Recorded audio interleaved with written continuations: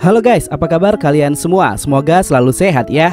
Film yang akan kita bahas kali ini berjudul Duru Vangal Patinaru. Merupakan film India bergenre thriller yang diproduksi tahun 2016.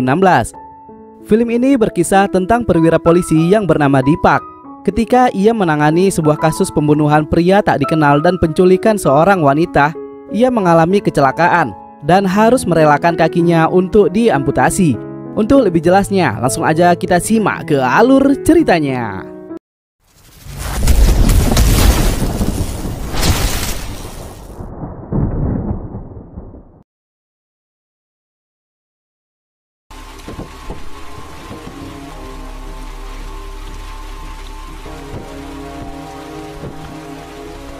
Film bermula di sebuah kota bernama Coimbatore, tepatnya tanggal 22 Juli 2016. Sebuah mobil sedan putih melintas dan berhenti di depan sebuah apartemen. Saat itu hujan sangat deras. Seorang misterius turun dari mobilnya dan berjalan masuk ke dalam apartemen tersebut. Ternyata di dalam sana ada sepasang kekasih dan mereka pun diserang oleh orang misterius tersebut.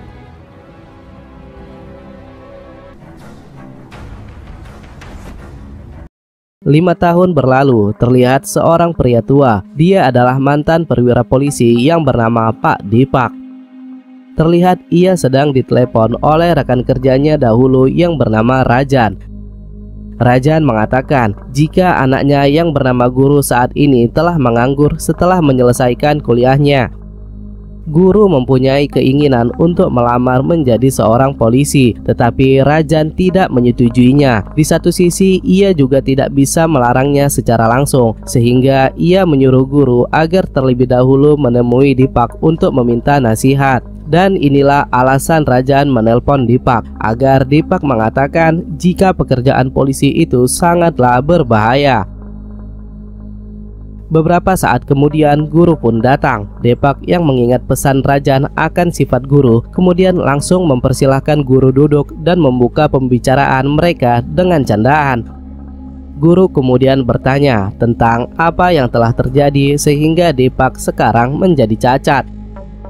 Deepak mengatakan ini terjadi saat aku menangani kasus terakhir sebelum aku pensiun. Guru pun berkata lagi, "Pak, sebenarnya aku tahu tentang kasus pembunuhan yang pernah engkau tangani. Kuharap kau mau menceritakan kisah lengkapnya kepadaku, biar aku bisa belajar cara menjadi polisi yang baik." Akan tetapi Deepak sepertinya enggan menceritakan masa lalunya itu karena telah membuatnya menjadi seperti ini.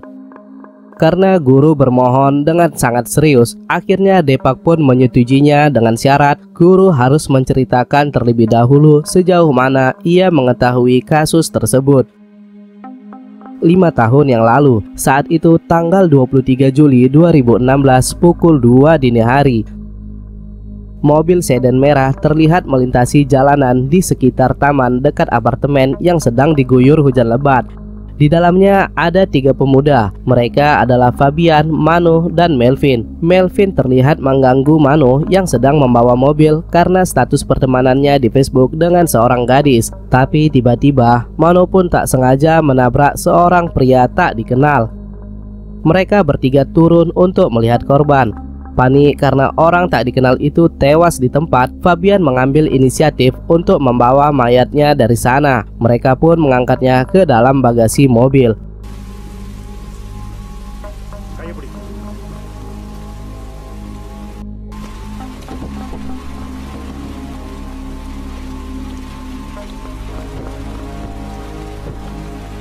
Fabian berkata, jika saat itu hanya mobil kitalah yang melintas, sehingga jika kita meninggalkan si korban tergeletak sampai pagi, maka kita akan dicari kepolisian.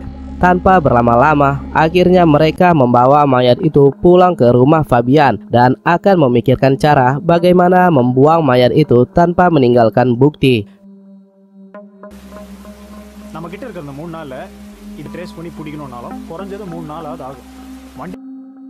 Kembali ke scene utama, Guru mengatakan jika itulah yang ia ketahui. Mendengarnya, Deepak pun setuju untuk melanjutkan cerita tersebut kepada Guru.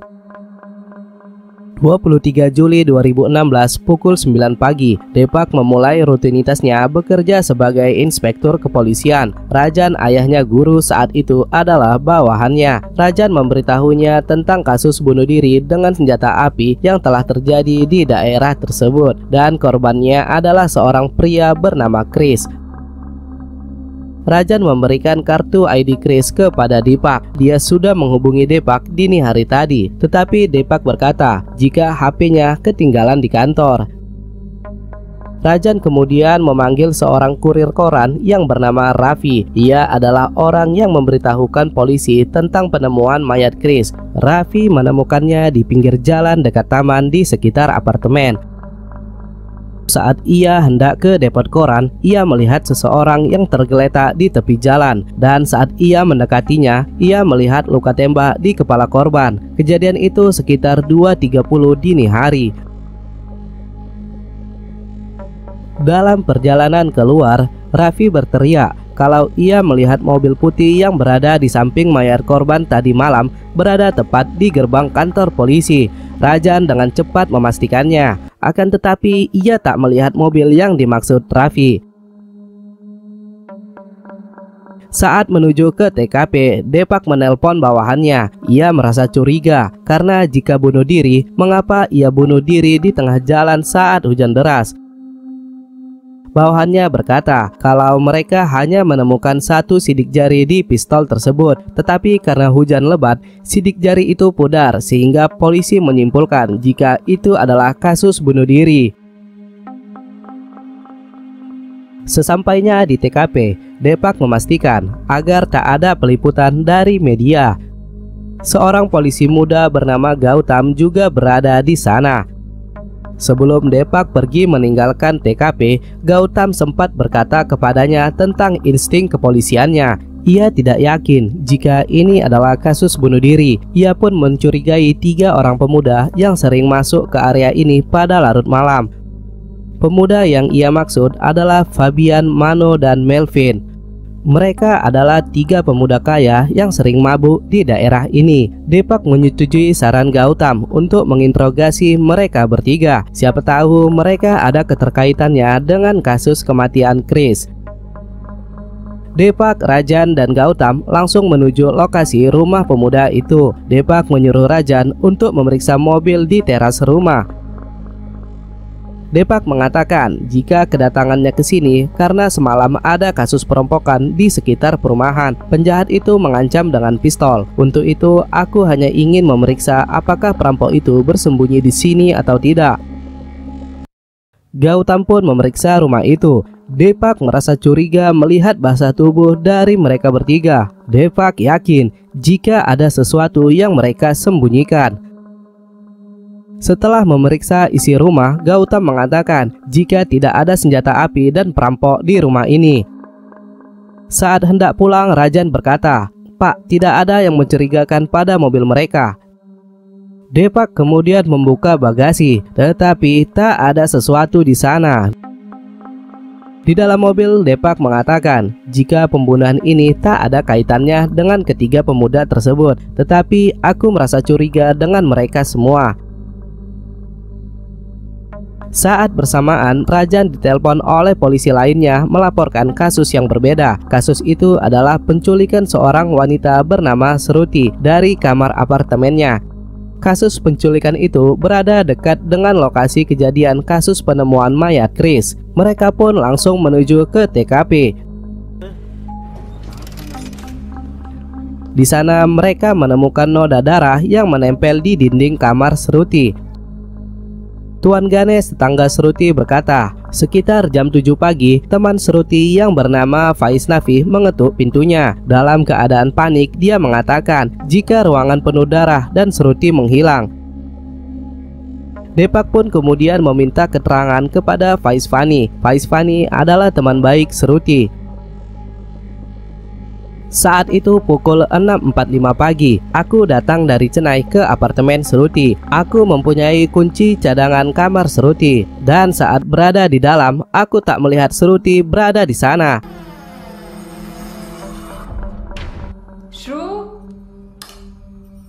Depak yang sudah mendengar keterangan dari Vaisvani menyuruhnya untuk tinggal di kediaman Tuan Ganesh sementara waktu guna membantu penyelidikan.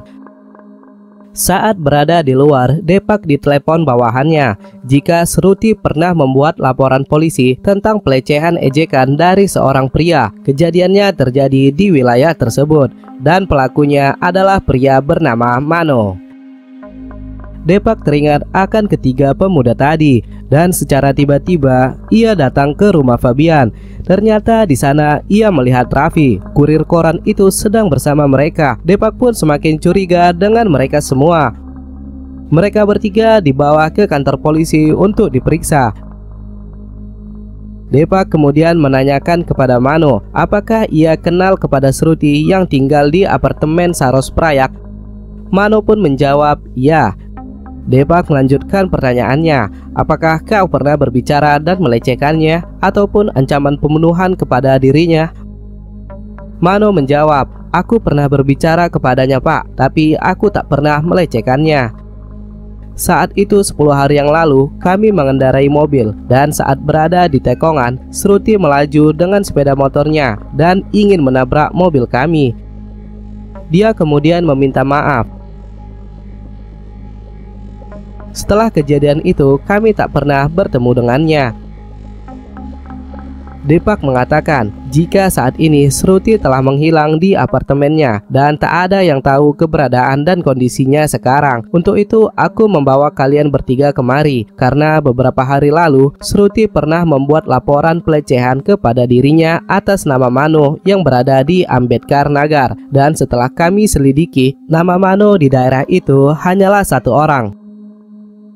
Depak kemudian melanjutkan penyelidikannya. Saat melihat mayat Chris, peluru yang ditembakkan adalah 9 mm. Dengan kata lain, itu adalah pistol milik kepolisian. Pukul 1 siang, Depak kembali ke kamar Shruti untuk menangani kasus hilangnya Shruti. Dan setelah pemeriksaan oleh polisi, bercak darah yang berada di dinding kamar Shruti adalah golongan darah B+.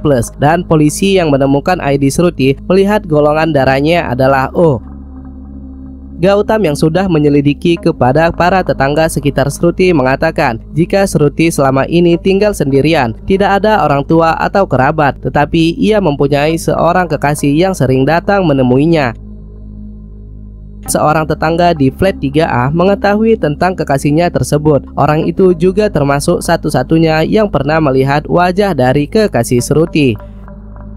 Depak kemudian teringat jika Rajan pernah memberikan kartu ID Chris kepadanya dan ternyata golongan darah Chris adalah golongan B+. Mereka kemudian mulai curiga dengan kedua kasus ini. Depak kemudian menyuruh Gautam menanyakan tentang kesamaan foto Chris dengan wajah kekasih Shruti pada tetangga Shruti, yang ternyata wajah keduanya adalah orang yang sama. Dengan kata lain, kasus kematian Chris dengan hilangnya Shruti pasti saling berkaitan. Saat hendak pergi dari sana, Depak melihat jika satpam apartemen sedang memarahi remaja yang sedang mengambil gambar dan video di sekitar apartemen.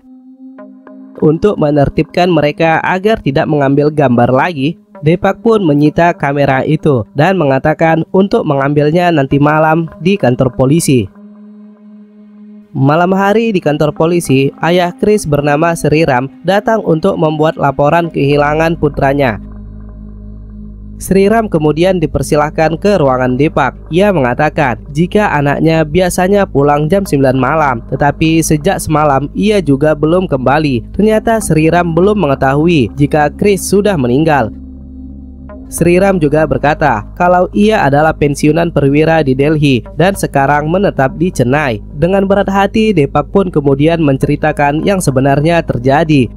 Sriram pun syok mendengar semuanya. Ia meninggalkan kantor polisi dengan bersedih dan mengatakan jika Chris adalah putra mereka satu-satunya. Saat berada di gerbang pintu rumahnya, Depak dihampiri oleh tetangganya. Tetangganya berkata, pukul 6 sore ada seorang pria yang menunggunya di depan rumah untuk waktu yang lama, tetapi ia tidak mengetahui siapa pria tersebut.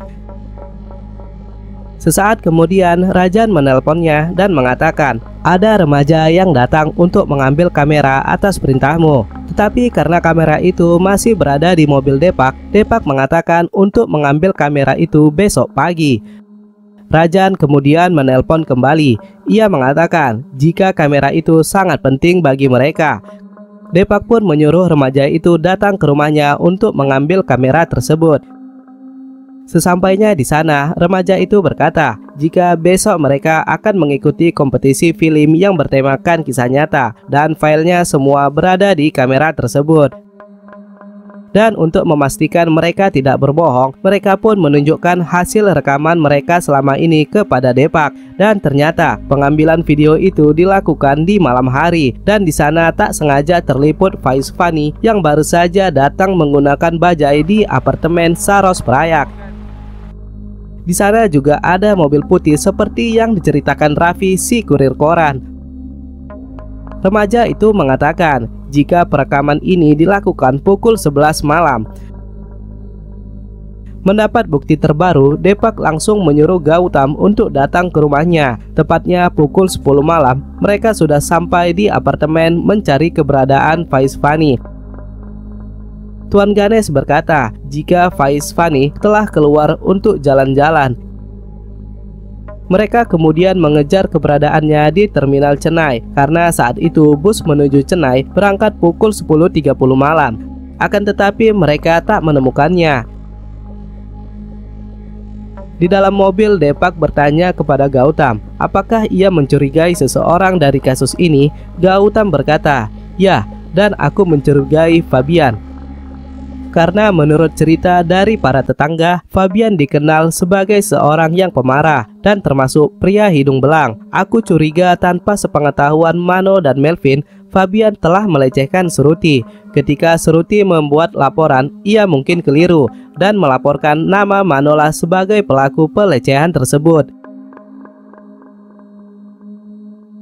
Di tengah perjalanan mereka terhenti karena melihat Mano yang sedang berjalan sendirian dengan wajah lebam. Saat itu Mano hendak melaporkan yang sebenarnya terjadi ke kantor polisi. Ketika Depak memeriksa bagasi mobil Fabian, mereka sangat terkejut karena seharusnya di sana ada seorang mayat yang mereka tabrak pada malam itu.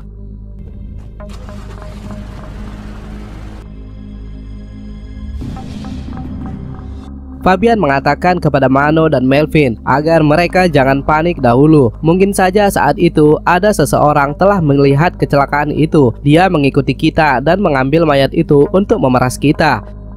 Secara bersamaan, Raffi, si kurir koran, datang dan meminta waktu mereka untuk berbicara.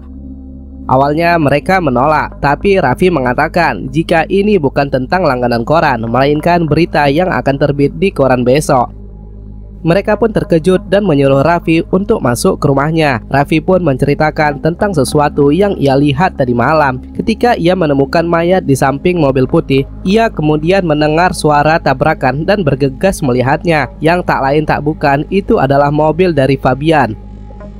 Raffi pun mengancam mereka dan akan memberitahukan berita itu kepada polisi jika Fabian tidak memberikannya uang 10 lak kepada dirinya. Bersamaan dengan itu, Depak pun datang ke sana. Malam harinya setelah pulang dari kantor polisi, Raffi datang lagi kepada kami. Aku mengatakan, lebih baik kita terus terang kepada polisi jika harus diperas seperti ini. Tetapi Fabian tak setuju dan memukulku.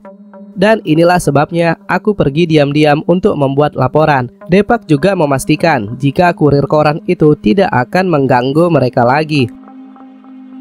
Pukul 11.30, Depak dan Gautam segera menuju ke rumah Raffi. Raffi diinterogasi akan pemerasan yang ia lakukan kepada Fabian. Ia pun berkata terus terang, "Saat aku hendak ke depot untuk mengambil koran, aku melihat seorang pria tergeletak di jalan dekat mobil putih. Aku mendekat untuk memeriksanya. Dia tertembak. Aku kemudian mendengar suara berdesit mobil di jalan yang berlawanan. 3 pria itu menabrak seseorang dan memasukkannya ke dalam bagasi. Segera aku ke kantor polisi dan memberitahukan tentang korban penembakan. Tetapi aku tak memberitahukan tentang kecelakaan karena niatku akan memeras mereka bertiga untuk mendapatkan uang. Setelah mendengar semuanya, Deepak pun menceritakan teorinya kepada Gautam. Ia berasumsi saat Chris dan Shruti merayakan ulang tahun Shruti, pembunuh itu datang ke apartemennya. Mungkin saat itu ada orang ketiga, yaitu kekasih Vaishvani yang juga berada di sana. Pembunuh itu kemudian masuk ke apartemen dan menyerang orang ketiga. Lalu dia masuk ke kamar Shruti dan menyerang Chris. Itulah mengapa ada darah Chris di dinding kamar. Bersamaan dengan itu, Vaishvani naik ke apartemen. Pembunuh kemudian menodongkan senjatanya dan mengancamnya agar tak menjerit ataupun lari. Untuk membuat orang percaya, ia meninggalkan Vaishvani, lalu membawa 3 orang lainnya di dalam mobil. Dan saat melewati taman, Chris berusaha melarikan diri dan si pembunuh langsung mengambil senjatanya dan menembak tepat di kepala Chris. Setelah itu, pacar Vaishvani sadar dan masuk ke dalam taman melompati pagar. Pembunuh itu mengejarnya, dan ketika ia berusaha keluar dari taman dengan melompat pagar, 3 pemuda itu datang dan tak sengaja menabraknya dengan mobil mereka. Tukang koran itu melihat tabrakan itu dari luar taman, tetapi si pembunuh melihatnya dari dalam taman. Si pembunuh kemudian mengikuti mobil Fabian dan mengambil jasad orang yang ditabrak tadi untuk menghilangkan bukti.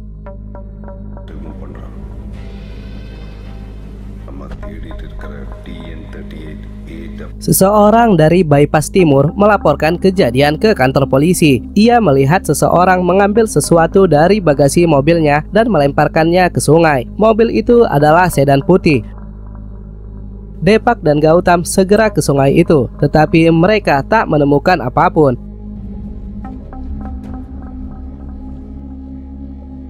Di jalan tak sengaja mereka melihat mobil sedan putih itu. Tak butuh waktu lama, Gautam segera menghidupkan sirine polisi dan mereka pun melakukan pengejaran.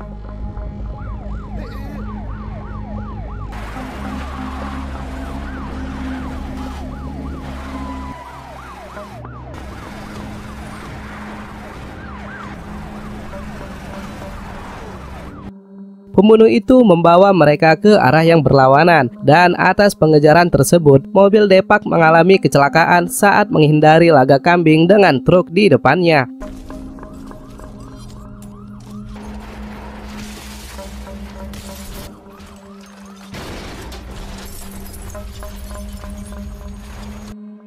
Karena kejadian tersebut, Deepak harus kehilangan kakinya karena diamputasi. Luka akibat kecelakaan yang terjadi di kakinya tak bisa ditolong.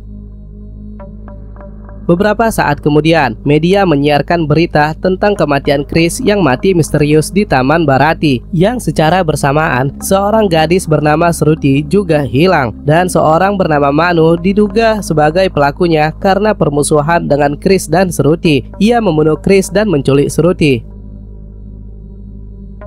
Kembali ke skin utama, begitulah Deepak menceritakan kisahnya kepada guru. Kemudian ia masuk ke dalam rumahnya dan ia pun ditelepon kembali oleh Rajan.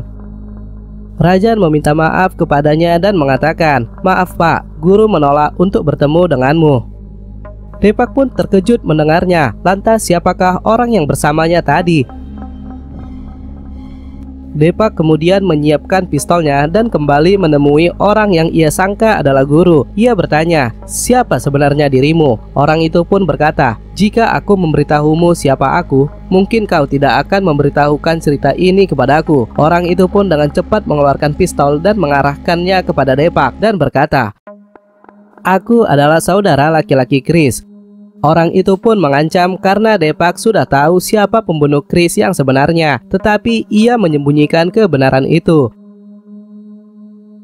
Deepak kemudian menjelaskan dan berkata, "Jika kau masih marah kepadaku, silakan tembak aku setelah aku menceritakan semuanya." Beberapa hari setelah kecelakaan, Vaishvani datang menemuiku. Saat itu aku terkejut karena kedatangannya. Dia kemudian menceritakan kejadian yang sebenarnya. Saat itu pukul 11 malam, aku datang menggunakan bajai. Aku kemudian berjalan menuju kamar Shruti dan aku melihat 2 orang yang aku tidak mengenalnya. Kemudian ia mengatakan kalau ia adalah Chris yang juga teman Shruti. Ia datang bersama temannya bernama Prem untuk merayakan ulang tahun Shruti, tetapi ia mengira jika Shruti tidak ada di sana. Aku yang membawa kunci cadangan kamar Shruti kemudian membuka pintu dan kami masuk ke dalam. Kami pun disuruh Shruti untuk menunggu. Di sana aku juga menceritakan kepada Chris kalau Rajiv kekasih Shruti akan datang dari Nasik, akan tetapi tak ada yang tahu kedatangan Rajiv kemari. Shruti yang baru keluar dari kamar mandi melihat Chris dan berkata, "Pergi kau dari sini, Mano. Kalau tidak, aku akan berkata kasar." Mendengar Shruti yang marah, aku sedikit kebingungan. Chris kemudian mengunci pintu kamar Shruti dan menodongkan pistol ke arah kami berdua. Dia pun mulai mengatakan yang sebenarnya kepada Shruti. "Sebulan lalu saat aku pertama berkenalan denganmu, aku mengatakan namaku adalah Mano. Kemudian aku menggodamu karena aku menyukaimu. Tetapi kau tak menerimanya dan kau pun membuat laporan kepada diriku atas nama Mano." Saat itu juga Rajiv datang dan menggedor pintu kamar Shruti. Kemudian Chris menyuruhku untuk membuka pintu dan Chris pun langsung menghajar Rajiv sampai ia pingsan.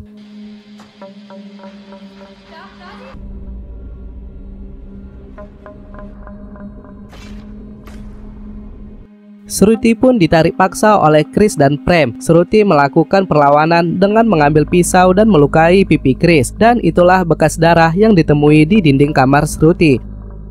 Tanpa berlama-lama, Chris pun melakukan aksi bejat kepada Shruti. Ia juga menyuruh Prem untuk merekam aksinya. Selesai dengan itu, Chris menyuruh Shruti untuk merahasiakan ini semua, karena jika ia membuka mulut, Chris akan membuat Shruti menjadi viral. Chris dan Prem kemudian pergi. Mereka juga membawa Shruti ikut ke mobil mereka untuk ditawan. Chris berdiri di luar mobil mengawasi orang di sekitar dan meletakkan pistol yang ia bawa di jok mobil depan sebagai jaga-jaga. Tak disangka Rajiv ternyata sudah sadar dan dalam sempoyongan ia datang ke arah Chris. Chris kemudian mengambil pistolnya, tetapi Rajiv berhasil merebut dan mengarahkannya tepat di kepala Chris. Chris pun tewas di tempat. Prem yang tahu Rajiv memegang senjata kemudian berusaha kabur masuk ke taman dengan melompati pagar, dan Rajiv pun mengejarnya. Saat bersamaan, tukang koran lewat dan melihat Chris. Prem yang terus dikejar kemudian melompati pagar untuk keluar taman, dan seketika itu ia ditabrak oleh mobil Fabian. Kejadian itu dilihat oleh Raffi dari luar taman dan Rajiv dari dalam taman. Rajiv kemudian mengikuti mobil Fabian sampai ke rumahnya dan berhasil membawa Prem bersamanya. Ia mengambil ponsel Prem yang mereka lakukan untuk merekam aksi mereka tadi. Dan untuk membuat Deepak percaya, Vaishvani pun memberikan ponsel Prem yang menjadi barang buktinya. Kembali ke scene utama, Deepak telah menceritakan semuanya dan mempersilahkan orang itu mengenalkan siapa dirinya yang sebenarnya, karena ia tahu jika dahulu Pak Sriram berkata jika Chris adalah anak tunggal mereka. Akhirnya orang itu berkata jika dirinya adalah polisi muda yang ikut menangani kasus tersebut. Kita di bawah saat kecelakaan itu terjadi. Berita menyiarkan perwira polisi Tuan Deepak dan petugas Tuan Gautam mengalami kecelakaan tadi malam. Keduanya terluka parah dan dilarikan ke rumah sakit.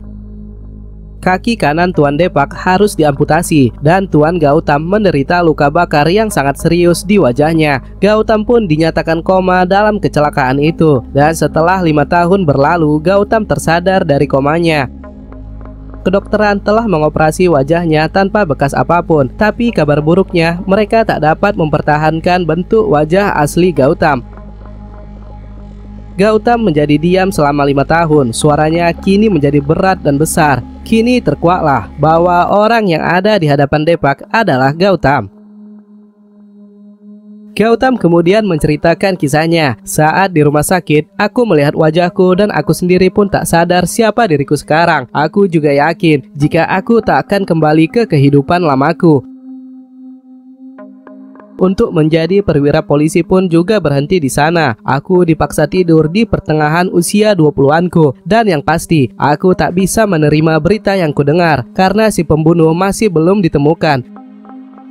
Setiap aku mendengar berita, entah mengapa ada kemarahan yang tak dapat kukendalikan. Aku merasa harus menyelesaikan kasus ini.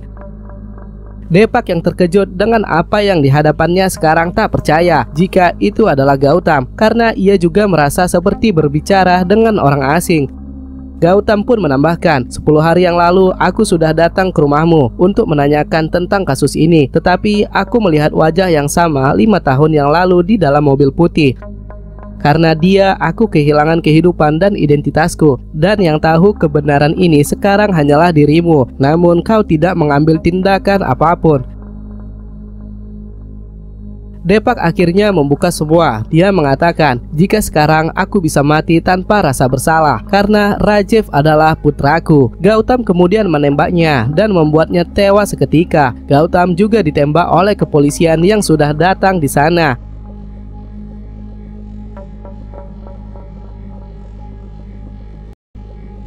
Rajiv tinggal terpisah oleh ayahnya. Hari itu ia ingin merayakan ulang tahun Shruti dan esok hari ia bermaksud akan mengenalkannya kepada sang ayah. Akan tetapi takdir berkata lain. Malam saat pengejaran tersebut, ternyata Deepak melihat dirinya lah yang berada di dalam mobil putih itu. Walau Deepak sejenak menghentikan Gautam, tetapi Gautam langsung melaju dan mengejarnya. Dan jika dilihat dari sisi Gautam, Deepak adalah penjahat atas dirinya karena menyembunyikan kebenaran dari kasus tersebut. Bersamaan dengan itu, film pun berakhir. Durvangal Patinaru mengajarkan pelajaran berharga akan arti kejujuran yang harusnya ditegakkan. Kebohongan yang ditutupi hanya untuk mementingkan kepentingan pribadi dan mengorbankan orang lain suatu saat akan menjadi bumerang dan kembali kepada kita. So, bijaklah dalam bertindak dan tegaslah kepada keadilan. Mungkin sampai di sini perjumpaan kita di episode kali ini. Buat kalian yang punya kritik atau saran, silahkan tulis di kolom komentar. Like jika suka dan subscribe agar kalian mendapatkan notifikasi terbaru dari kami. Jangan lupa untuk hidup sehat. Saya Ahmad pamit undur diri. Thanks for watching and bye-bye.